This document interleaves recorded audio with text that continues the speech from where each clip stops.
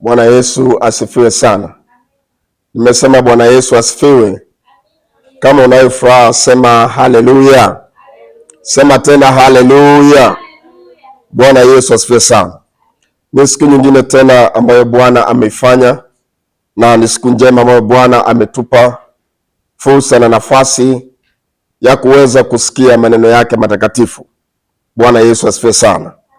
Ni siku ambayo tunaenda kujifunza neno la Mungu, na nahitaji uwepo mahali hapa.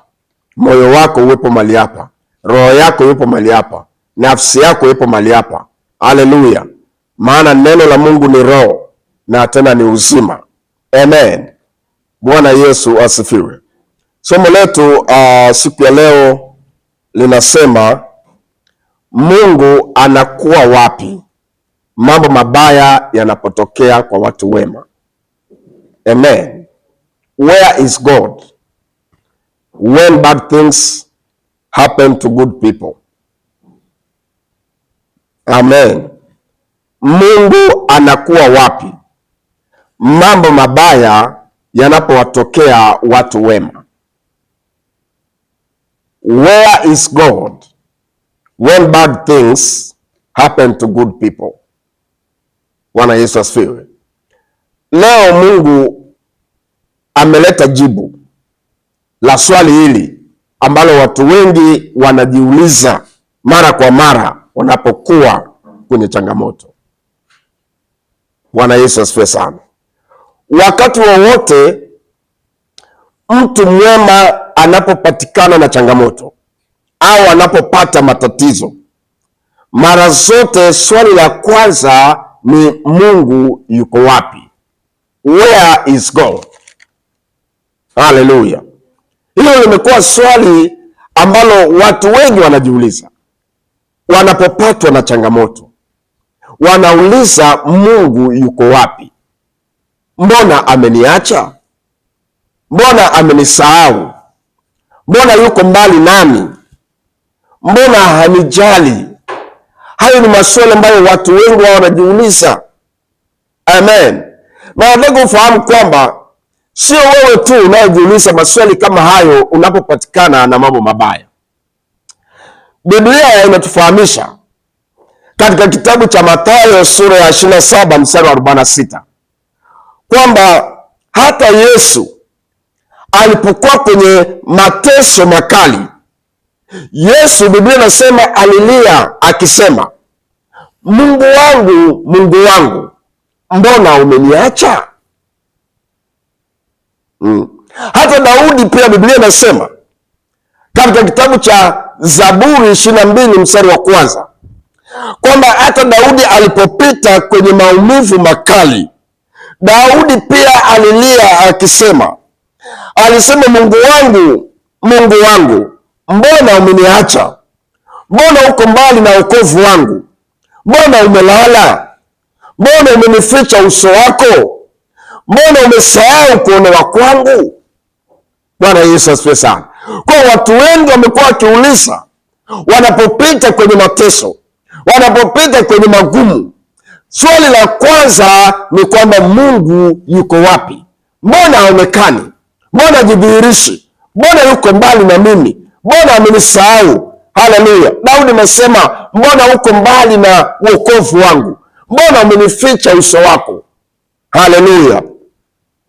Bwana Yesu asifiwe sana. Na sio hao tu, Biblia inatufahamisha kwamba hata Gideon aliuliza swali kama hilo hilo. Gideon akasema, kama Bwana yu pamoja nasi, mbona haya yametupata? Bwana Yesu asifiwe sana. Gideon naye ameuliza, kama Mungu yuko karibu, kama Mungu yuko pande wetu, kama Mungu yuko pamoja nasi, mbona haya yametupata? Kama Bwana yu pamoja nasi, mbona bado sisi ni maskini? Kama Bwana yu pamoja nasi, mbona sisi bado ni mateka? Kama Bwana yu pamoja nasi, mbona bado tunaumwa? Kama Bwana yu pamoja nasi, mbona hatuyaoni matendo yake na makubwa tuliyosumuliwa na baba zetu? Bwana Yesu asifiwe sana.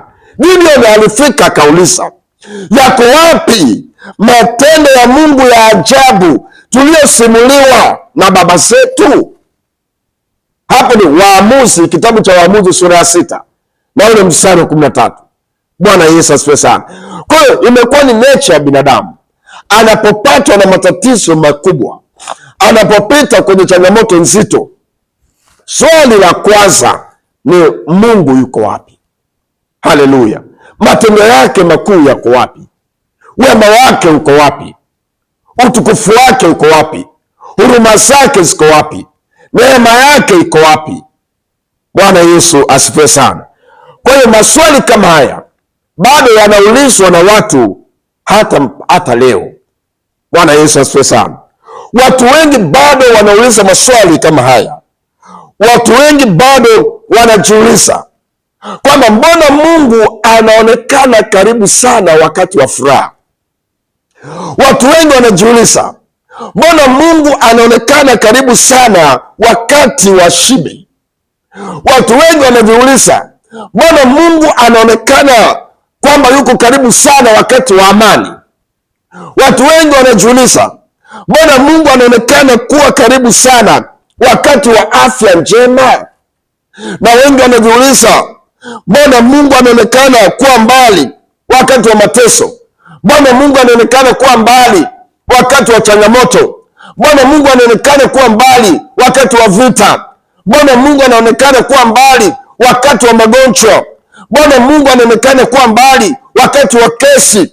Mbona Mungu anaonekana kuwa mbali wakati ninapopita kwenye changamoto za kiafya, za kiuchumi, za kindoa? Mbona haonekani kuwa karibu wakati wa shida?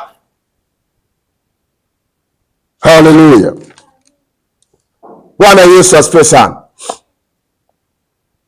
Watu wengi wanajiuliza, je, Zaburi 46 inasema uongo? Kwamba Mungu kwetu sisi ni kimbilio na nguvu na msaada wa karibu wakati wa mateso? Wengi wanajiuliza, hii Zaburi ni uongo? Bwana Yesu asifiwe sana. Watu wengi wanauliza, je, Zaburi 68 mstari wa 20 inasema uongo? Kwamba Mungu kwetu sisi ni Mungu wa kuokoa na njia za kutoka mautini zinayaoza Bwana. Watu wanajiuliza, je, Zaburi kama hii inasema uongo? Mbona tuoni wokovu wake? Mbona tuoni yuko karibu wakati wa mateso, wakati wa shida? Je, Zaburi hizi zinasema uongo? Haleluya! Na sikieni watu wa Mungu, mara nyingi wakati wa changamoto, wakati wa majaribu, wakati wa mateso, wakati unapita, huwezi kuona. Haleluya! Mara zote wakati tunapita kwenye majaribu mbalimbali, mara nyingi tunadhani kwamba Mungu anatuadhibu. Bwana Yesu asifiwe sana.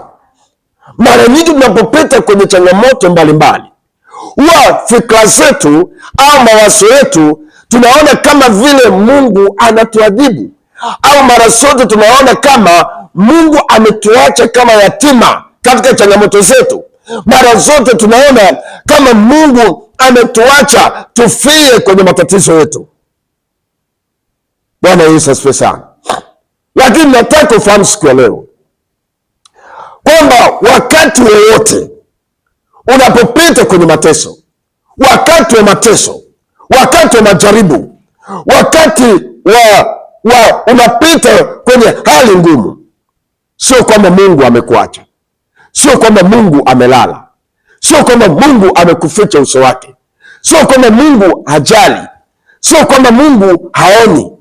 Bwana Yesu asifiwe sana. Bwana Yesu asifiwe.